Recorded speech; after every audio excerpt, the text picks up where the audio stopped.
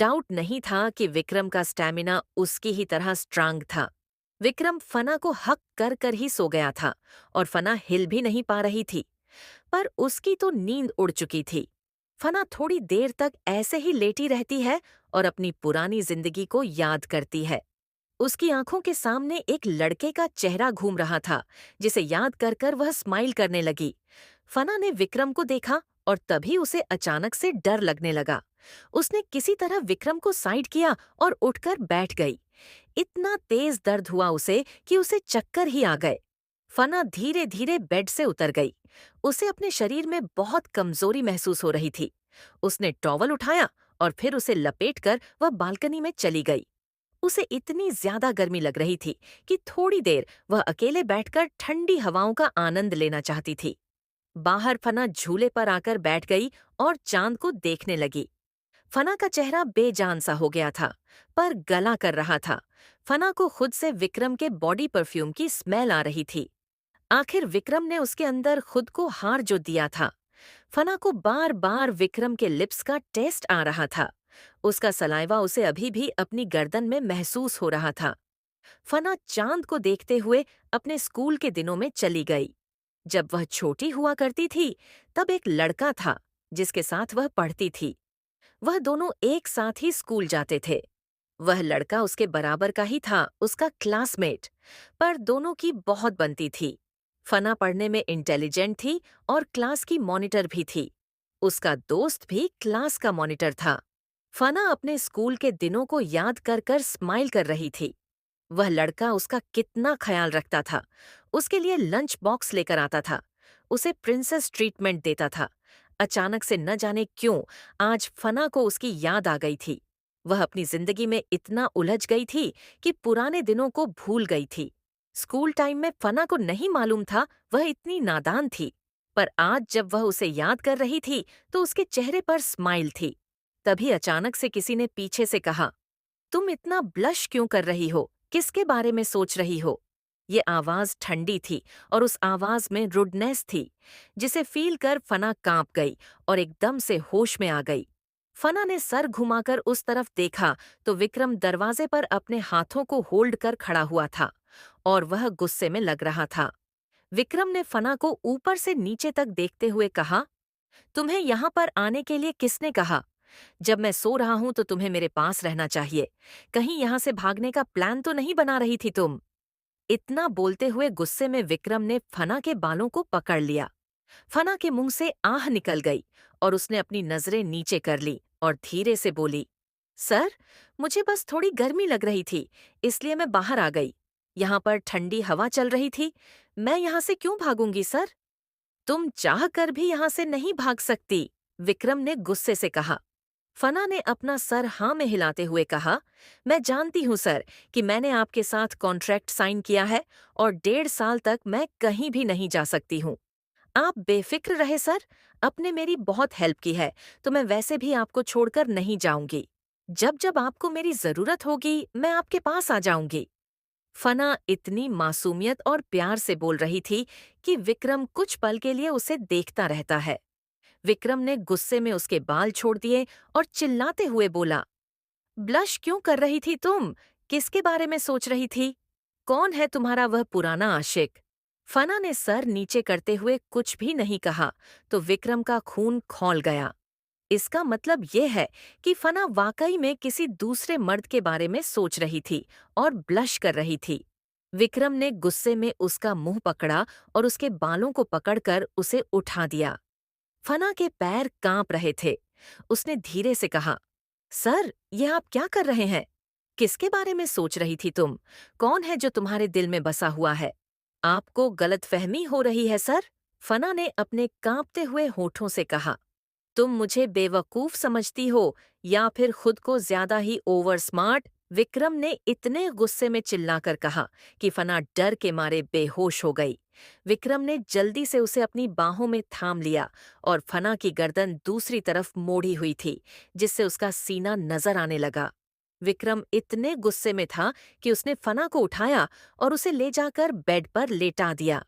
थोड़ी देर तक उसने फना को टॉर्चर किया, यानी कि उसके बदन पर बाइट करते हुए कई सारे निशाना बना दिए। लेकिन फना कहाँ ही जानती थी कि उसके साथ बेहोशी में भी क्या हो रहा है। उसके बाद विक्रम गुस्से में उठा और फिर उसने ड्रिंक की बोतल उठाकर ड्रिंक करना स्टार्ट कर दिया। विक्रम के आंखों के सामने फना का वह ब्लश करता हुआ चेहरा घूम रहा था। आखिर यह लड़की किसके बारे में सोचकर इतना ब्लश कर रही थी? कौन है वह इंसान? विक्रम अब जानना चाहता था और उसके दिल में इतनी खलबली मच चुकी थी कि उसने न जाने कितनी ही ड्रिंक की बोतल खत्म कर दी। सिगरेट के कश भर रहा था वह। विक्रम फना के साथ अब कुछ नहीं कर सकता था, वरना वह उसे अच्छे से बताता कि दोबारा वह किसी और मर्द के बारे में सोचने से भी डरती और उसकी रूह कांप जाती। तुम सिर्फ विक्रम भारद्वाज की पर्सनल प्रॉपर्टी हो। तुम सिर्फ और सिर्फ मेरी हो। तुम्हारे बदन पर, तुम्हारी आत्मा पर, तुम्हारी रूह पर सिर्फ और सिर्फ मेरा हक होगा। अगर तुम्हारे दिल में या जिंदगी में किसी और ने दस्तक दी तो विक्रम भारद्वाज उसे उखाड़ देगा और उसका नाम और निशान मिटा देगा। विक्रम ने यह नशे में इतने गुस्से में कहा था कि कमरे के चारों तरफ उसकी आवाज गूंज रही थी। इधर बेहोश फना सो गई। अगली सुबह जब फना की आंखें खुलीं, फना बेड पर अकेली नहीं थी, बल्कि विक्रम उसके ऊपर सो रहा था। फना को कमरे में इतनी ज्यादा अल्कोहल की स्मेल आ रही थी कि उसका दम घुटने लगा। फना विक्रम से डरती थी और वह यही सोच रही थी कि क्या उसे यहाँ से जाना चाहिए।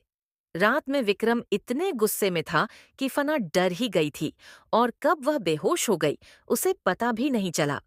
पर कुछ पल के लिए तो उसका दिल धड़कना बंद कर गया था और उसके मुंह में उसका दिल आ जाता जब विक्रम ने उसे पूछा कि वह किसके बारे में सोच रही थी। फना ने अपनी आंखें बंद कर लीं और विक्रम को खुद से दूर करने का ट्राई किया। विक्रम इजीली साइड हो गया, जिससे फना थोड़ा हैरान हुई, लेकिन फिर वह जल्दी से उठकर बाथरूम में चली गई। वहां जाकर वह शावर लेते हुए दर्द से कराहने लगी। तभी उसने खुद को मिरर में देखा तो विक्रम ने उसके बदन पर बहुत सारे निशान दे दिए थे, जो पर्पल हो गए। जलन हो रही थी उसे वहां पर। फना बाथरूम में किसी तरीके से नहाकर बाहर आई और ड्रॉ से ऑइंटमेंट निकालकर लगाने लगी। फना ये सब कुछ काम धीरे धीरे और अपने दबे हुए कदमों से कर रही थी, ताकि विक्रम की नींद न खुल जाए। पर उसे फिर भी तो विक्रम का सामना करना ही पड़ेगा। फना ने अपनी नजरें घुमाकर देखा तो विक्रम उसे ही घूर रहा था। यह देखकर फना चौंक गई और विक्रम ने गुस्से में उसके हाथ को पकड़ लिया और झटके से अपने ऊपर खींचते हुए उसके अंदर गारमेंट को साइड करते हो उसे अपनी आगोश में भर लिया, जिससे फना चौंक गई और विक्रम ने उसकी कमर को मूव करना स्टार्ट कर दिया। फना ना चाहते हुए भी विक्रम का साथ देने लगी। वह अभी शावर लेकर आई थी। करीबन 1 घंटे बाद कमरे का माहौल शांत हुआ और फना थक कर विक्रम के ऊपर ही लेट गई। फना ने अपनी आंखें खोलीं और विक्रम से दूर होने लगी। विक्रम ने उसकी कमर को अभी तक नहीं छोड़ा था। विक्रम ने उसकी कमर पर जोर से पिच किया, जिससे फना उछल पड़ी। उसने डरते हुए विक्रम को देखा तो विक्रम ने गुस्से से कहा, मैंने तुमसे कल पूछा था कुछ, उसका जवाब मुझे अभी तक नहीं मिला। विक्रम के लहजे में वार्निंग को महसूस कर फना ने सर नीचे करते हुए कहा, सर, मैं अपनी फैमिली के बारे में सोच रही थी। मुझे मॉम डैड की याद आ रही थी। जब मैं छोटी हुआ करती थी तो मैं बहुत शरारती थी और मम्मा पापा मुझे मेले में लेकर जाते थे और वहां पर मैं कुछ चीज चोरी कर लिया करती थी और भाग जाया करती थी। उन्हीं चीजों को सोचकर मैं बस खुश हो रही थी। फना ने सर नीचे किया और बुदबुदाते हुए बोली। विक्रम ने फना को देखा। जाहिर तौर पर फना डर से कांप रही थी क्योंकि उसने झूठ बोला था। पर विक्रम को सच भी तो नहीं बता सकती थी वह कि वह किसके बारे में सोच रही थी और ब्लश कर रही थी। विक्रम को पता चला था वह उसकी जान ले लेगा। विक्रम इतना वाइल्ड पजेसिव इंसान था कि फना भी अब यह समझ गई थी कि विक्रम को नहीं पसंद कि फना किसी और के बारे में सोच या किसी और मर्द के करीब जाए। विक्रम अभी थोड़ी देर पहले ही फना के साथ फिजिकल हुआ था। कमरे में अभी तक इंटरकोर्स की भीनी भीनी खुशबू फैली हुई।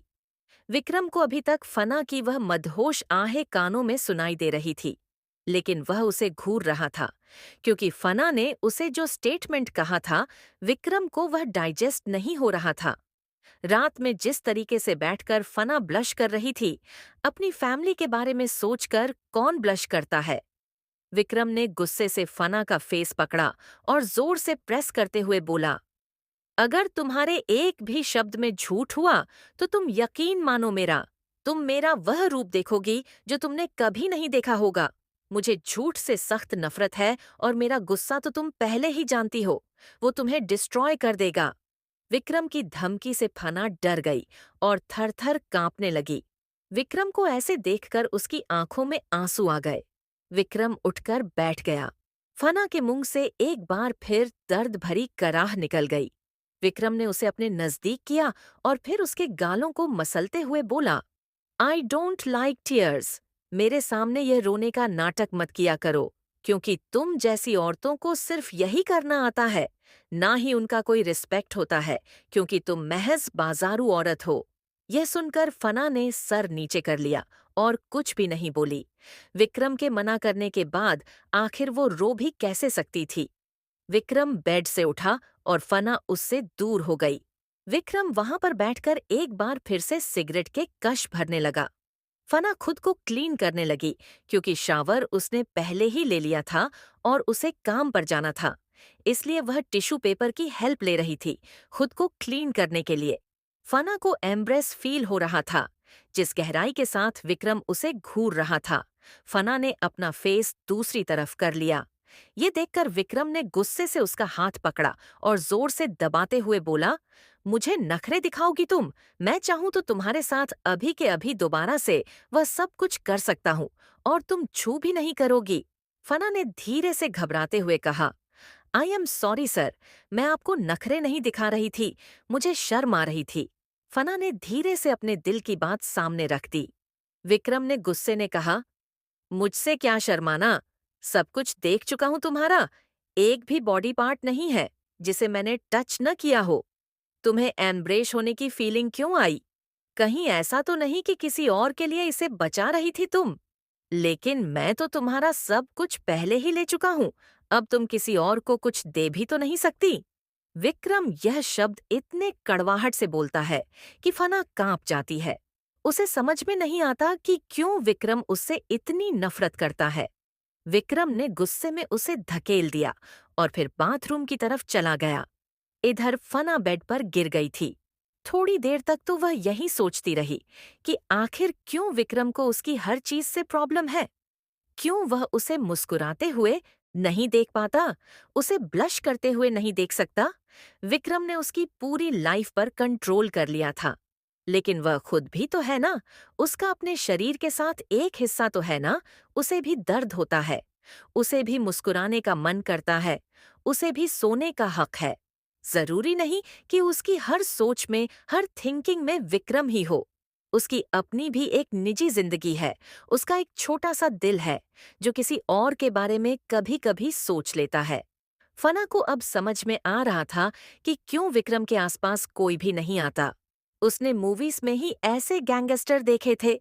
रियल लाइफ में उसकी मुलाकात एक माफिया से हो जाएगी, उसने सोचा नहीं था। अभी तक विक्रम ने उसकी जान नहीं ली, लेकिन कभी न कभी वह विक्रम के हाथों ही मरेगी, इतना तो वह जानती थी। अपनी जिंदगी के बारे में सोचना ही बंद कर दिया था उसने, क्योंकि विक्रम जब से उसकी लाइफ में आया था, उसकी एक तरफ जिंदगी बर्बाद भी हुई तो दूसरी तरफ जिंदगी आबाद भी हो गई। अब लोग उसे हवस भरी नजरों से नहीं देखते, वरना लोग पहले उसका एडवांटेज उठाने के लिए किसी भी हद तक गिर जाते थे। उसकी मजबूरी का फायदा आखिर किसने नहीं उठाया?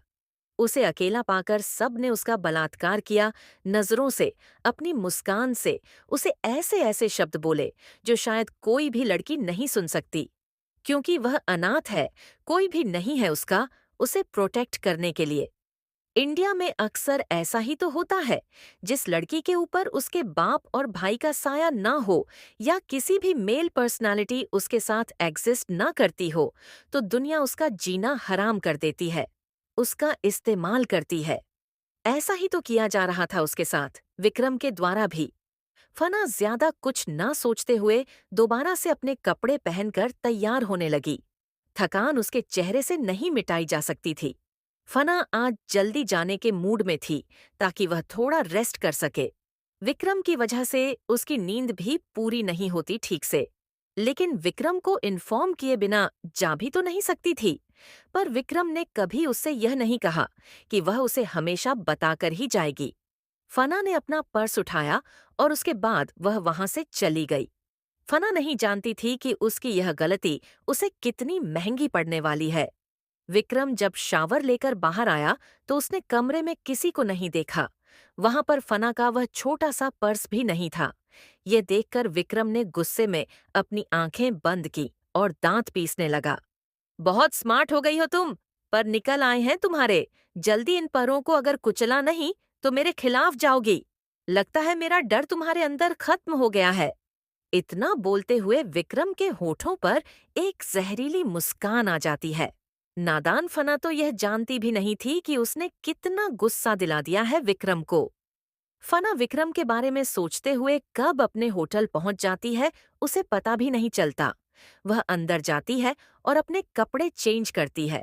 फिर वापस अपने बिजनेस के काम में लग जाती है। उसे यह काम फिर भी रिस्पेक्टफुल लगता था। वह बार में भी काम करती थी। यहाँ कोई नहीं जानता, वरना उसे यहाँ से भी निकाल दिया जाएगा। खर्च नहीं निकालना होता तो वह बार में काम ही नहीं करती। छोड़ दिया होता उसने। विक्रम से भले ही उसने पैसे लिए थे, पर वह सारा पैसा उसके भाई के इलाज में जा रहा है। उसे खुद के लिए कुछ भी नहीं मिल रहा। पर उसे अफसोस नहीं था इस बात का। अगर उसका भाई ठीक हो जाता है तो वह कुछ भी करेगी। आखिर उसने यह साबित भी तो कर दिया। होटल में सबको सर्विस प्रोवाइड करते हुए उनका आर्डर लिख रही थी और लाकर उन्हें दे रही थी। वहां पर कुछ लड़कियों उसे चिढ़ती भी थी। उसे टिप दिया करते थे, जिससे फना खुश हो जाया करती थी।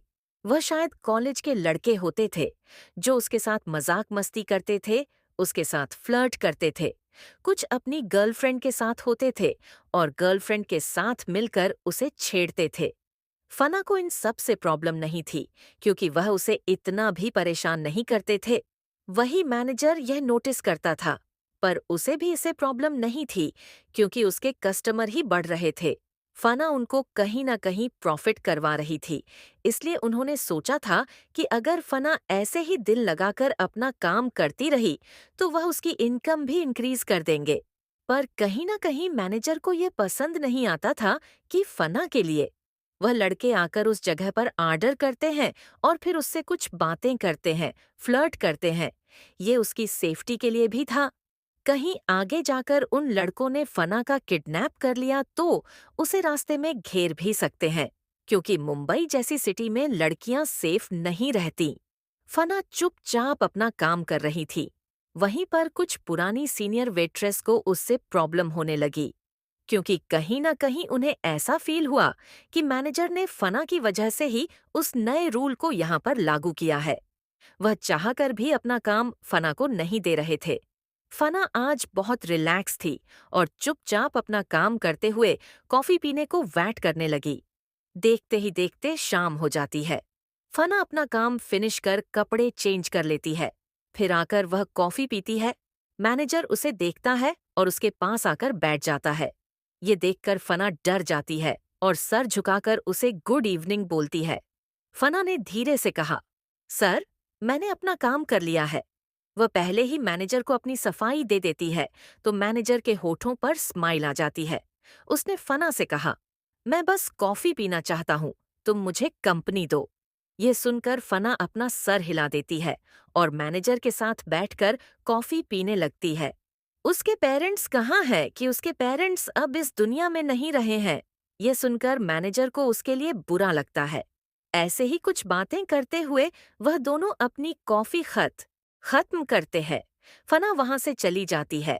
मैनेजर भी अपने काम में वापस चला जाता है। फना अब बार पहुंच गई थी। बार क्लब पहुंचकर फना ने रेगुलर की तरह कपड़े बदले और मैनेजर की तरफ देखा भी नहीं। अब वह मैनेजर को कोई भाव नहीं देती थी। ये देखकर मैनेजर को बहुत तेज गुस्सा आता था। इस लड़की की अकड़ कुछ ज्यादा ही बढ़ गई है कि 2 कौड़ी की लड़की अब उसे आंखें दिखाती है और उसकी एक भी बात नहीं मानती है। पर वह चाहकर भी कुछ कर नहीं सकता था, क्योंकि फना के ऊपर विक्रम था। वह काम करती है कुछ लोगों का, ताकि उसे पैसे मिल जाया करे। वह नहीं चाहती थी कि उसे पैसे देने के लिए मैनेजर कोई एक्सक्यूज बनाए। वही मैनेजर उसे देखकर अपने दांत पिसता रहता था। आज वह हैरान था, क्योंकि जब फना सबको ड्रिंक सर्व कर रही थी तो लास्ट वाली सीट पर एक शख्स बैठा हुआ था, जिसे देखकर फना के हाथ ठंडे हो जाते हैं। वह धीरे से जाकर उस शख्स के पास बैठ जाती है। मैनेजर जब देखता है कि लास्ट सीट पर कौन बैठा हुआ है, तो वह जल्दी वहां पर पहुंच जाता है। उसने गुस्से से फना को देखते हुए कहा, तुम यहाँ पर क्या कर रही हो? तुम्हें यहाँ से अब जाना चाहिए। फना अपना सिर हिला देती है और फिर वहां से जाने के लिए निकल जाती है। फना ने अपना फोन निकाला। उसे कोई भी मिस कॉल नहीं आया हुआ था, लेकिन उसके जस्ट 2 मिनट बाद ही उसे एक कॉल आया। फना ने ऑन टो लिया और फिर वह विक्रम के पैलेस के लिए निकल गई। करीबन कुछ घंटे के सफर के बाद वह वहां पर पहुंच गई थी। उसने ओंटो वाले को पैसे दिए। अब कुछ देर तक उसे पैदल ही चलना था, इसलिए वह धीरे धीरे चल रही थी। उसे डर भी लग रहा था, क्योंकि एरिया सुनसान था।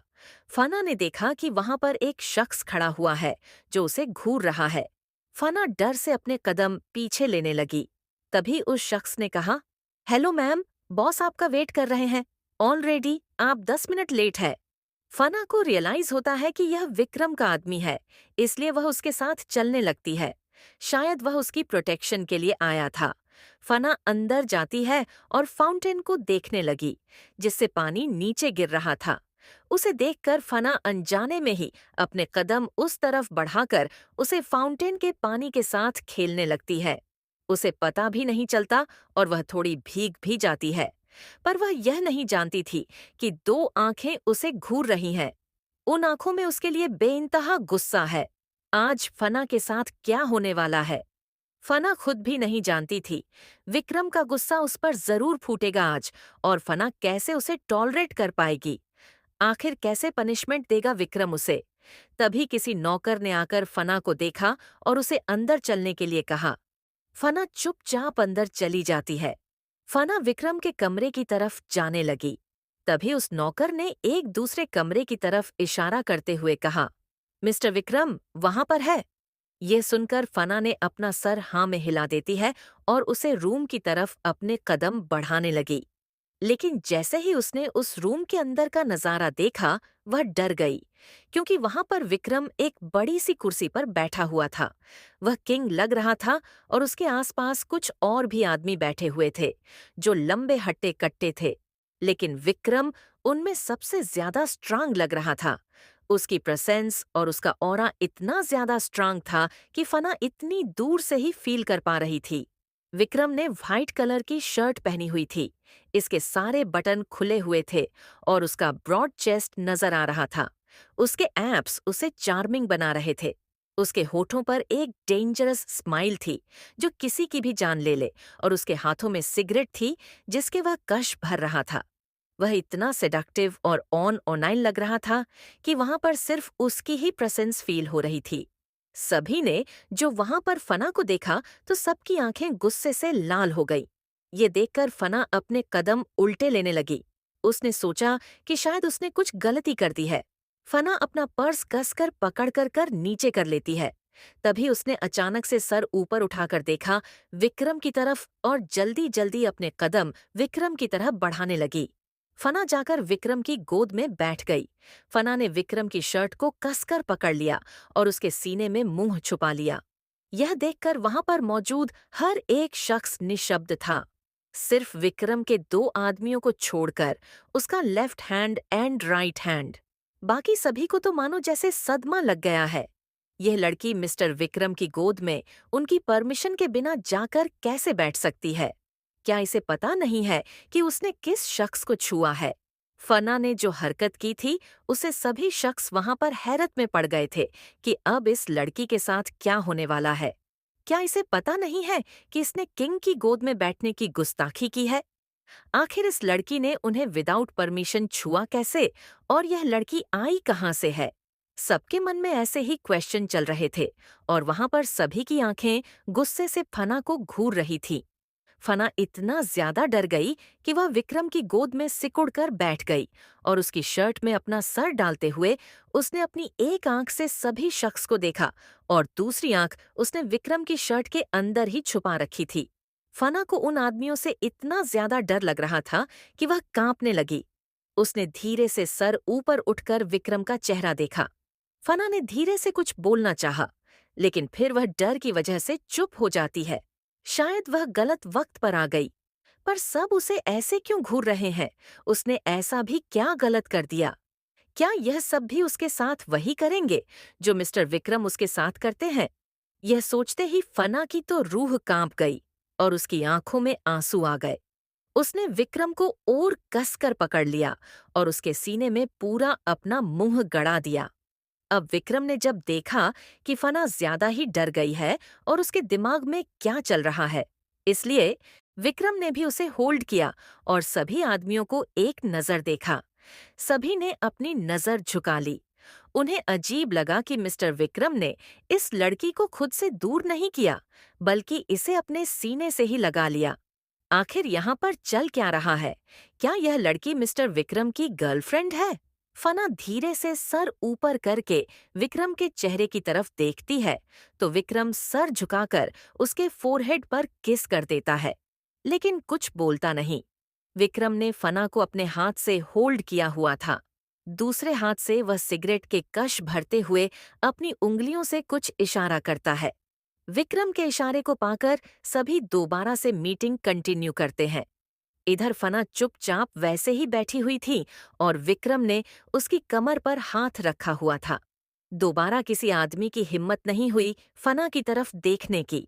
फना ने जब विक्रम की बाहों में खुद को रिलैक्स महसूस किया, उसे अब डर नहीं लग रहा था।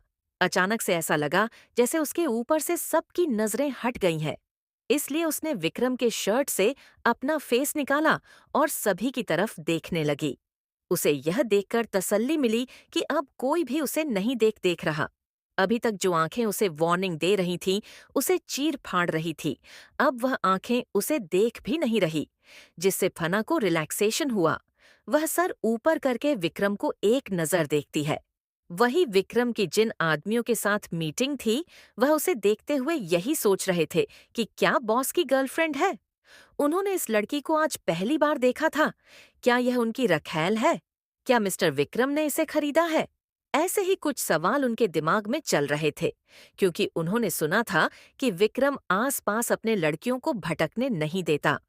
अगर कोई लड़की गलती से उसके आसपास आ भी जाती है, तो विक्रम उसका इतना बुरा हाल करता है कि वह लड़की दोबारा उसे दिखाई नहीं देती। उस लड़की का नामो निशान मिट जाता है। फिर अचानक से यह लड़की जब विक्रम की गोद में आकर बैठ गई तो सभी को यह देखकर शौक लगा था। इतना ही नहीं, उन्हें तो लगा था कि अभी विक्रम इस लड़की की गर्दन तोड़ देगा उनकी आंखों के सामने, या फिर वह उन्हें ऑर्डर देगा कि वह उसकी बॉडी के चीथड़े उड़ा दे या उसे बुलेट से इतना सूट करे कि उसकी बॉडी को कोई पहचान ना पाए। पर ऐसा तो कुछ भी नहीं हुआ था। मिस्टर विक्रम ने उस लड़की के माथे को चुम्मा। इसका मतलब यह है कि वह लड़की उनके लिए स्पेशल है और उनके क्लोज है। वही फना सभी आदमी को अपनी बड़ी बड़ी आंखों से टुकुर टुकुर देखते हुए यही सोच रही थी कि इस दुनिया में इतने लंबे लंबे आदमी कैसे आते हैं। ये सब देखने में इतने डरावने क्यों हैं? उनसे इतनी ठंड वाइब आ रही थी कि फना को कुछ पल के लिए तो रूम में ठंड लगने लगी थी। इसलिए वह विक्रम से और ज्यादा चिपक जाती है। विक्रम ने उसे होल्ड कर रखा था। विक्रम सर नीचे कर फना के होठों को चूम लेता है, जिससे फना को खांसी आने लग जाती है, क्योंकि विक्रम ने उसके मुंह में सिगरेट का धुआं भी भर दिया था। वह अक्सर ऐसा करता था, जिससे फना को प्रॉब्लम होती थी ब्रीदिंग में। विक्रम की हरकत को देखकर वह सभी एक बार फिर से हैरान हो जाते हैं कि मिस्टर विक्रम इस लड़की के साथ खेल रहे हैं। कहीं यह लड़की उनका नया खिलौना तो नहीं, ऐसा ही कुछ लग रहा था वहां मौजूद हर एक शख्स को। शायद विक्रम की रखैल है यह लड़की और उन्हें खुश करती होगी। फना हंसते हुए सभी की तरफ देखती और शर्म से लाल हो जाती है कि विक्रम सबके सामने यह काम कर रहा है। कहीं ऐसा ना हो कि विक्रम सबके सामने उसके साथ रोमांस भी करने लगे। इस आदमी का कोई भरोसा नहीं है। फाना उठकर यहाँ से भाग जाना चाहती थी, लेकिन उसे डर भी लग रहा था इन गुंडों जैसी शक्ल वाले आदमियों से, जिन्होंने काले कलर का बड़ा बड़ा कोट पहन रखा था और पूरा माफिया का लुक दे रहे थे। उसने ऐसे आदमी सिर्फ मूवीज में देखे थे। विक्रम की तरफ एक नजर देखते हुए वह धीरे से अपना फेस छुपा लेती है। वहीं मौजूद आदमियों के दिमाग में यह भी चल रहा था कि यह लड़की तो मिस्टर विक्रम से कितनी छोटी है। यह दिखने में महज 18-19 साल की है। लेकिन जाहिर तौर पर वह अपने बॉस से यह क्वेश्चन बिल्कुल भी नहीं पूछने वाले थे। इसलिए चुपचाप वह मीटिंग पर फोकस करते हैं। फना देखते ही देखते विक्रम की गोद में ही सो जाती है। विक्रम ने उसे ठीक से अपनी गोद में बैठा लिया और उसके सर पर हाथ सहलाने लगा, जिससे फना कंफर्टेबल होकर सो जाती है। सब यह भी देख रहे थे कि विक्रम किस तरीके से उस लड़की के केयर कर रहा है, जो उनके लिए थोड़ा सा शॉकिंग तो था, क्योंकि मिस्टर विक्रम उर्फ हैवान का यह चेहरा देखना उनके लिए थोड़ा सा अनएक्सपेक्टेड, अनबिलीवेबल था। उसके हाथों न जाने कितने ही आदमियों का मर्डर हुआ है, पर एक 18-19 साल की लड़की के लिए उसका ये बिहेवियर वाकई में लोगों को हैरान कर देने लायक था। फना के होंठ बार बार विक्रम की चेस्ट को टच कर रहे थे, जिससे विक्रम की बॉडी गर्म हो रही थी। उसकी बॉडी से जो गर्म चिंगारी निकल रही थी, वह विक्रम को सेड्यूस कर रही थी। फना नींद में ही विक्रम पर हावी हो रही थी। विक्रम ने अपने सभी आदमियों को एक नजर देखा और फिर फना को अपनी बाहों में उठा लिया और उसे लेकर वह रूम से बाहर चला गया। विक्रम के आदमी उन्होंने एक दूसरे को देखा और फिर वह भी अपने बॉस के इरादों को समझते हुए तिरछा मुस्कुरा देते हैं। शायद बॉस आज मूड में है, इस लड़की की खैर नहीं। वही विक्रम के सभी आदमी ड्रिंक करने लगते हैं, क्योंकि मीटिंग ओवर हो गई थी उनके बॉस के जाने के बाद। इधर विक्रम फना को लेकर कमरे में पहुंचा। उसने फना को बेड पर सुला दिया। उसे अपनी बॉडी से फना की खुशबू आ रही थी। फना ने उसकी शर्ट में अपना फेस छुपाया था, तो विक्रम की बॉडी पसीने से तरबदर हो गई थी। विक्रम ने अपनी शर्ट के सारे बटन खोल दिए और उसे न जाने कमरे के किस कोने में फेंक दिया। उसके बाद विक्रम ने अपनी पैंट भी उतार दी और सीधा शॉवर लेने के लिए बाथरूम में चला गया। इधर फना बेड पर सो रही थी और अचानक से ही उसकी नींद खुल गई। फना की जब नींद खुली तो उसने कमरे में किसी को भी नहीं पाया। वह घबराकर उठकर बैठ गई, लेकिन दूसरे ही पल उसकी नजर कॉफी टेबल पर रखे हुए सामान पर गई, जिसे देखकर फना असमंजस में पड़ गई कि यह है क्या। वह धीरे से बेड से उठी और फिर वह कॉफी टेबल पर रखे सामान को उठाकर देखने लगी कि आखिर यह उटपटांग चीज है क्या। फना ने पहले ये चीज कभी नहीं देखी थी। वही विक्रम शावर लेकर बाहर आया। उसने बाथ रोब पहना हुआ था। विक्रम के गीले बालों से पानी टपक रहा था। उसने देखा कि फना अपने हाथों में किन चीजों को लेकर उन्हें गौर से देख रही है। विक्रम फना के करीब आया। फिर उसने फना की कमर को कसकर पकड़ते हुए उसकी गर्दन पर अपने होठों से किस करते हुए उसे स्मेल किया, जिससे फना कांप गई, क्योंकि विक्रम बहुत ठंडा था और फना को अपनी बदन में अजीब सी सरसराहट महसूस हुई। विक्रम की सांस उसके शरीर के रोम रोम को जगा रही थी। विक्रम का टच आज हर रोज की तरह नहीं था। विक्रम नशे में भी था। उसके मुंह से अल्कोहल के स्मेल आ रही थी। तंबाकू की स्मेल भी उसके मुंह से इतनी ज्यादा आ रही थी कि फना का सांस लेना मुश्किल हो रहा था।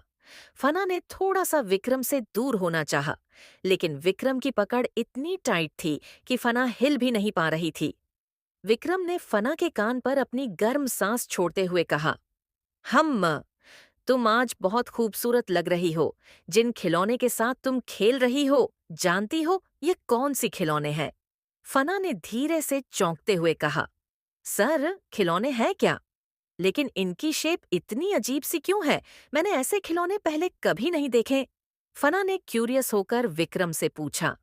विक्रम ने फना के शब्दों को सुनकर तिरछा मुस्कुराते हुए कहा, तुम जानना चाहती हो कि इन खिलौनों से कैसे खेला जाता है? फना ने अपना सिर हाँ में हिलाते हुए कहा, सर।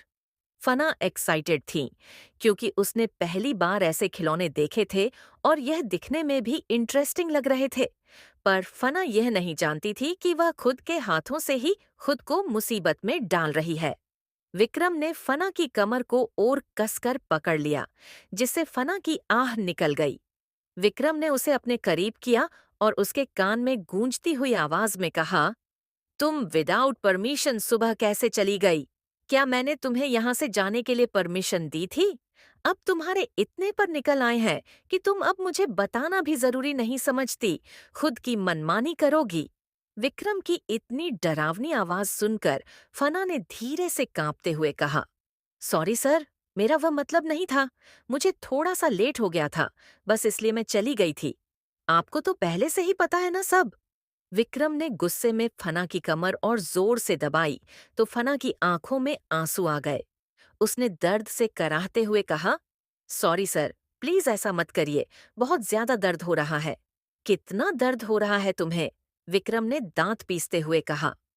तुम्हें पनिशमेंट तो मिलनी ही चाहिए। मैं तुम्हें सिखाता हूँ कि इन खिलौनों से कैसे खेला जाता है। आखिर तुम्हारे लिए स्पेशल मंगवाए हैं मैंने। फना को अब डर लग रहा था कि जरूर उसने कुछ गड़बड़ कर दी है। कहीं ऐसा तो नहीं कि वह बहुत बड़ी मुसीबत में पड़ने वाली है। फना डर से ही कांप जाती है। विक्रम उसे कमर से पकड़कर उसे बेड पर लाकर उसे बेड पर ले जाकर उसने सीधा पटक दिया। फना की दर्द से चीख निकल गई।